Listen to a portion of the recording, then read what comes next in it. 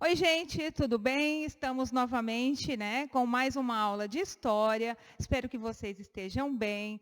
Como sempre, vou falar mais uma vez, estou morrendo de vontade de voltar para a aula, física, abraçá-los, encontrá-los nos corredores desta escola. Professora Cássia. Professora Carla, tudo bem, gente? Estou morrendo de saudades também. Espero que vocês estejam bem em casa, assistindo às nossas aulas, fazendo as atividades. Não vejo a hora de encontrá-los, para a gente embarcar na nossa história.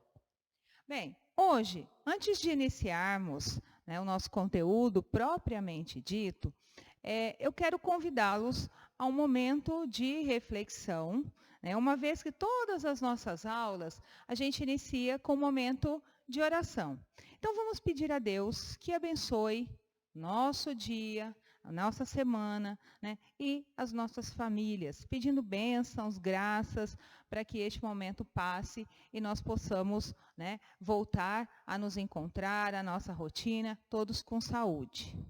Que tenhamos também sabedoria para lidar com esse momento, um momento difícil para muitos, um momento de estresse para alguns, mas que a gente saiba sair desse momento com sabedoria. É o que eu desejo a vocês. Um beijo no coração. A nossa aula de hoje é uma continuação de tudo aquilo que nós já estamos vivenciando desde quando começamos esse novo modelo de aula, certo?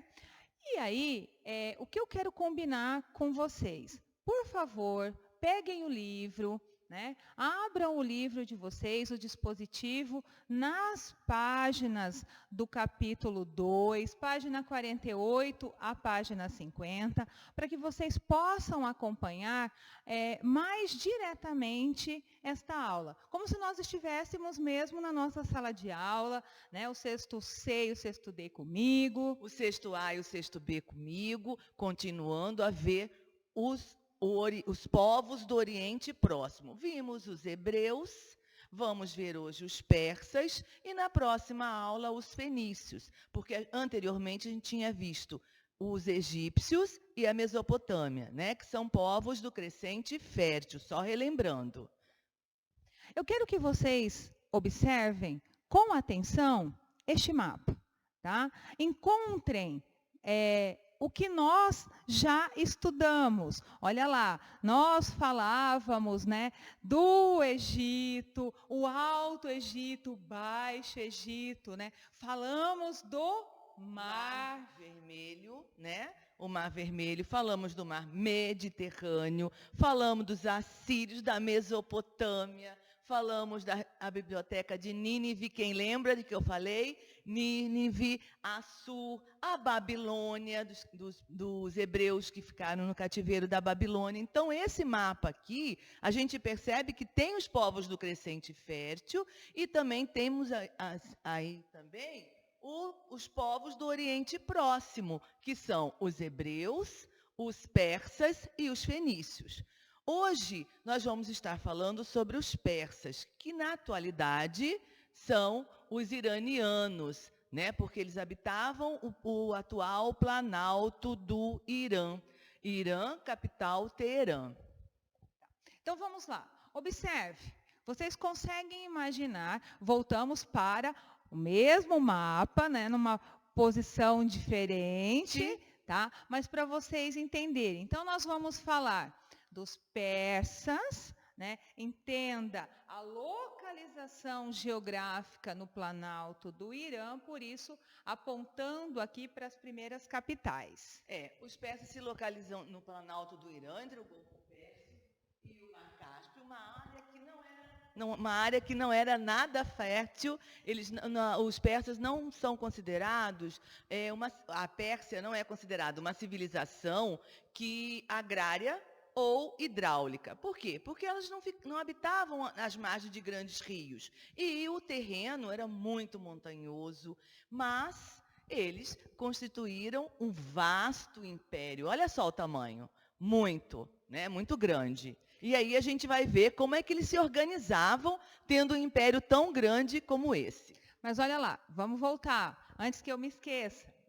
Observe, nós estamos falando de 2 grupos, de 2 povos, que vão abrigar e depois ampliar toda essa região chamada, então, de Oriente Próximo. Quais são esses 2 povos, professora? Os medos, né, que vieram da Média, e os persas, né? Porque nós não podemos esquecer que nessa região vem muitos povos nômades que abrigavam essa região, sabe? Mas os 2 que se estabeleceram e que empreenderam um império maiorzinho foram os medos e os persas. Lá na frente a gente vai ver que os persas vão sobressair os medos. Mas a professora Cássia vai falar um pouquinho dos medos. Bom, olha lá. Antes de passar para frente, perceba que a região média era muito superior em proporção territorial aos povos persas. Detalhe, os medos já eram muito mais estruturados economicamente, socialmente, politicamente que os persas. Né? Os persas vêm ali oriundos de algumas tribos, de algumas aldeias, né, que vão chegando nesta região. E os medos ou medos, né, como a gente não sabe ao certo se é medos ou medos, eu falo medos, mas tem gente que vocês vão ver falando medos. Os medos, eles eram excelentes militares, guerreiros, arqueiros, lanceiros, tudo isso. Então, eles sobressaíram nessa região aqui. E depois, os persas se estabeleceram nessa região também, porque, como eu já falei anteriormente, eles eram nômades e vieram para cá. Então, observe, olha o tamanho da extensão territorial dos medos. E os persas em comparação à região. Mais tarde, isso inverte, muda, graças ao primeiro e grande governante, imperador, rei persa. Isso mesmo. A Pérsia, ela vai ter como organização política uma monarquia teocrática. A gente já viu isso anteriormente, né? O que é teocracia? É um governo que o governante é representante de Deus. Então, ninguém vai contra ele, porque senão vai estar indo contra Deus. E como a professora Cássia falou, o primeiro grande, e ele é chamado de grande mesmo, foi o Ciro. Ciro o Grande. Tá? Ele vai tornar a Pérsia um dos maiores impérios da antiguidade. O seu território ia da Ásia Menor até a Ásia Central. Bom, vamos lá, contextualizando. Quando que nasce, então, esse grande império? Nós teremos aproximadamente 200 anos do Império Persa. Justamente. Né? Ele nasce, se forma, se estrutura por volta de 550 a.C. até 230 a.C. Até serem dominados por um povo... que eu amo muito... suspeito, eu também, os gregos. Mas isso é outra Semana que vem a gente fala sobre os gregos, se Deus quiser. Então vamos lá. Seguindo a nossa trajetória aí. Então, na sequência, nós temos uma sucessão. Uma vez que nós estamos falando de uma monarquia teocrática, tá? Como formavam esses reis? Uma hierarquia, né? E era de pai para filho. Nós tivemos algumas situações aqui na Pérsia que houve disputa pelo poder, né? Como em toda a história a gente já sabe disso. E Ciro, ele foi um grande imperador persa, ele conquistou muita coisa, como eu falei para vocês, a Ásia Menor, Mesopotâmia, Ásia Central, e ele morre. Ele morre numa batalha contra os massagetas, se não me engano, isso aí. E quem sucede? Cambises. E Cambises vai dominar o Egito. Sabe por quê, gente?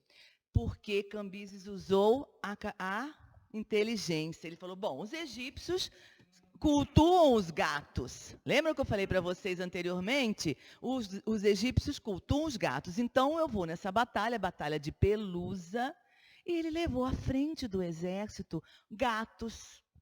Sopa no mel. Foi fácil, né, para eles derrotarem os egípcios, dominarem o Egito, que eu tanto amo. Mas continuamos a nossa história. Bom, essa política toda, né, de agregação desses reinos, Sim, né? sim, Dominação. eles dominavam, Só né? que uma dominação diferente do que nós já estudamos anteriormente. Olha lá, esses imperadores, eles eram muito ardilosos. Inteligentes, astutos. E de certa forma, viram a possibilidade de conquistar impérios muito maiores. Como?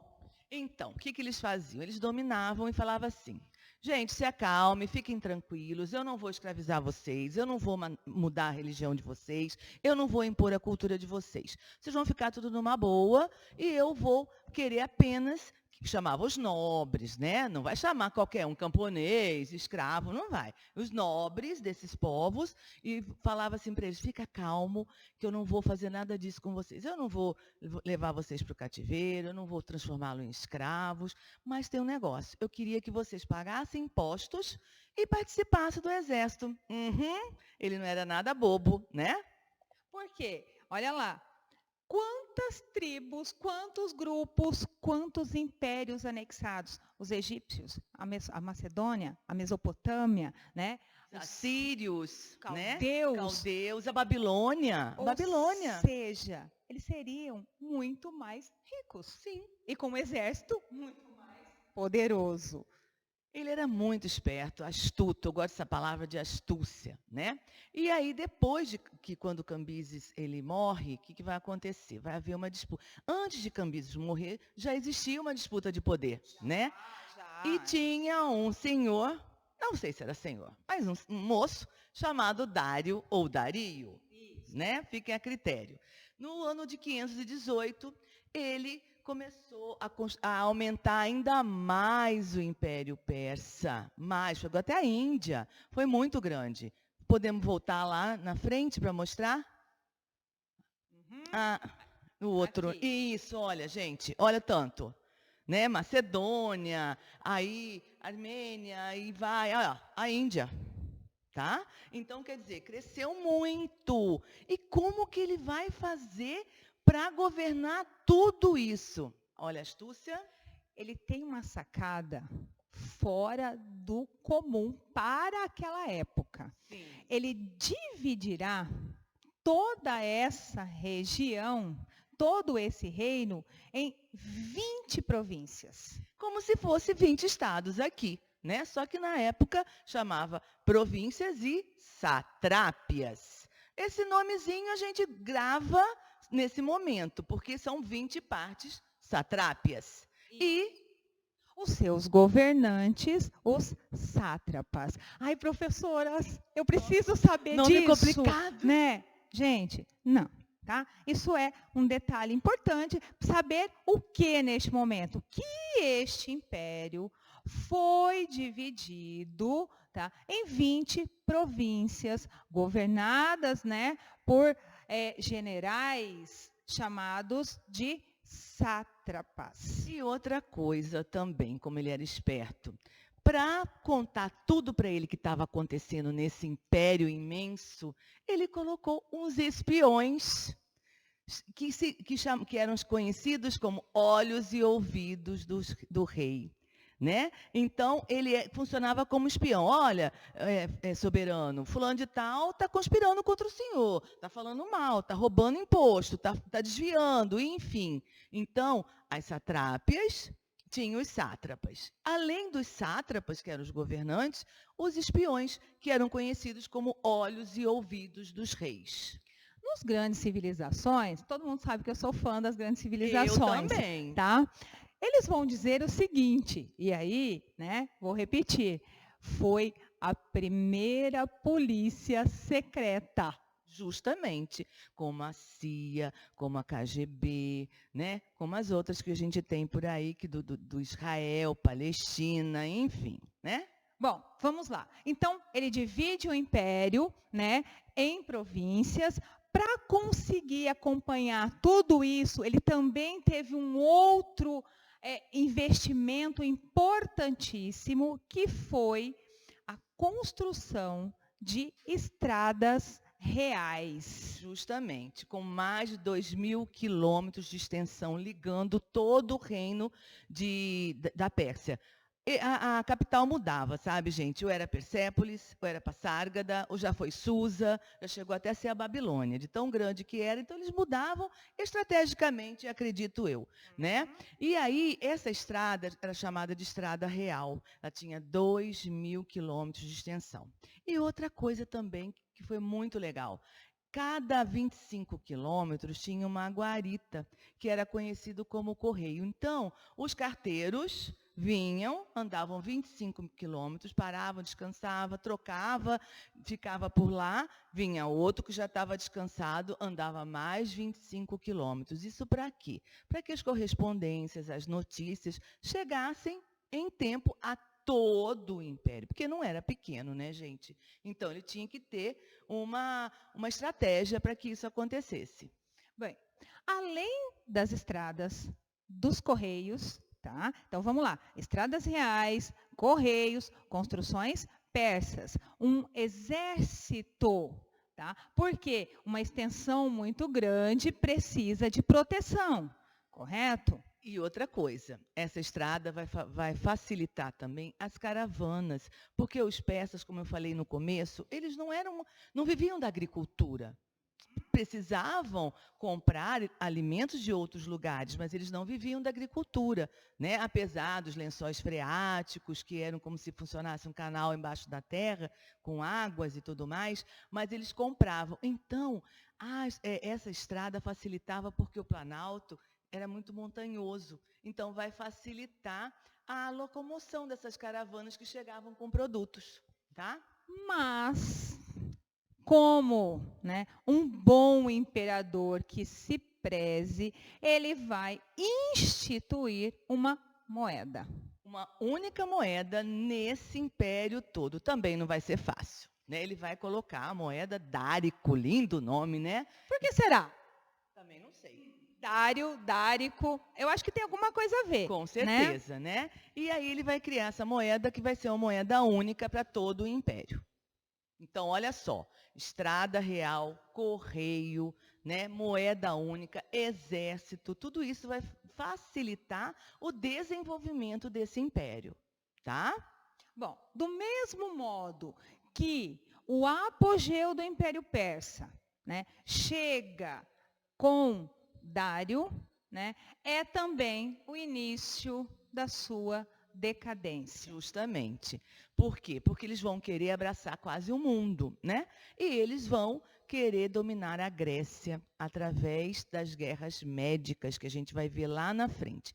Isso, o filho dele vai perder para os gregos, os Xerxes. Lembram dos 300? Alguém já assistiu o filme 300? Provavelmente. Pois é. Né? Então, o Xerxes, ele vai ser derrotado na Batalha de Maratona pelos gregos, tá? E aí o império entra em decadência. Mais uma vez, né, por volta ali de 330, uma outra tentativa de dominar, né, a Grécia, e aí definitivamente o império chega ao fim com Alexandre o Grande, rei da Macedônia. Que a gente vai ver lá na frente também, tá? Continuando. Preste atenção, página 49.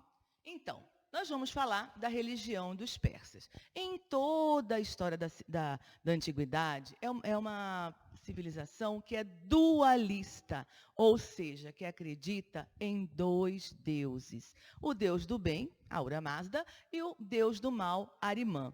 Né? E essa religião é baseada no princípio do Zoroastro, né? Ou Zaratustra. Por isso que a religião é chamada de zoroatrismo. Então, são dois deuses baseados no princípio de Zoroastro ou Zaratustra. Vamos lá. Difícil, né? Zoroastrismo, Zaratustra. Bom, o que é importante a gente perceber? Que era, apesar de ser dualista, né, tinham princípios monoteístas, assim como os hebreus. Tá? Um outro ponto importante que esta religião nos ensina é que a luta entre o bem e o mal estava presente. Tá? Então, para os persas, o bem sempre vencia o mal. Eles acreditavam em ressurreição. Isso mesmo. Tá? Ahura Mazda, ele era do bem e Hormuz do mal. Nesse processo de dualismo, vamos dizer assim, né, também apareciam, como aparece, né, na religião cristã, a figura do paraíso, do inferno. Então, essas lutas constantes, lutas diárias. Isso, o livro sagrado era o Zend Avesta, né, que era baseado no princípio de Zoroastro. E esse zoroatrismo ele vai influenciar o judaísmo, o cristianismo e o islamismo, e também até hoje é muito praticado no Irã e na Índia, o zoroatrismo, tá? Até hoje. Vamos lá, seguindo, preste atenção. Chegamos à cultura. Os persas, um povo grande, que estrutura o seu império na conquista de outros povos e também, lógico, né, se apropriando de questões culturais, a influência cultural dos povos conquistados. Isso. Os persas eles vão receber influência cultural dos egípcios, dos povos da Mesopotâmia, e eles vão ser excelentes na construção de jardins, de plataformas, de terraços, de azulejos coloridos, tijolos coloridos, esmaltados em alto relevo. Você passava a mão no tijolo, no desenho, você via que ela era abaulada, ela tinha um alto relevo. Isso. Um outro ponto é que eles eram excelentes artesãos. Sim, o artesanato também fazia parte das relações comerciais. Então, os famosos tapetes persas. Sonho de consumo. Sim, com certeza. Não só os tapetes, mas também os tecidos, né? Joias. Era uma terra que tinha, de certa forma, pedras preciosas que facilitava, né, o trabalho artesanal com as joias. E eles adoravam, né? Porque você pode ver que nas obras dele é tudo muito colorido, com muito dourado, com muito ouro. Então, eles gostavam disso. Tá? Então, vamos lá. Tudo bem até agora? Entendemos, né? Um povo que se aproxima pelo Oriente Médio, que chega ao Oriente Próximo, perdão, né? Que chega região, né? Conquistando, né? As tribos, aumenta o seu território com a influência de outros povos já estudados até aqui. Certo? O que mais nós temos que saber? A monarquia teocrática, Círio, Dário, Ciro, Cambises, Dário e Xerxes, né? Uma religião dualista, a base da sua economia não era a agricultura e sim o comércio, e a sua arte voltada para os tijolos e desenhos em artesanato em alto relevo. O que chegou, então, dos persas até os dias de hoje? Continuamos usando os correios. Justamente. Né? E os tapetes também. Então. E o gato persa. O gato persa. Ok. Olha lá. Gente, para colaborar, tá? Isso aqui são 2 sugestões deixadas, né, para vocês, caso vocês queiram, tenham interesse, né, de uma animação, porque às vezes a gente não anima direito mesmo, né? A gente não faz esse papel de artista, tá? Sobre o conteúdo. Justamente. Então, grandes civilizações, o Império Persa, joga lá no YouTube, rapidinho vocês encontram, 20 minutinhos, e um outro vídeo que vocês também já conhecem de outras civilizações construindo o Império Persa. E nós temos também as atividades, tá? Vamos lá. Página 50, exercício 1, 2 e 3. Assista o vídeo se você tiver tempo, né? E página 51, exercício 1.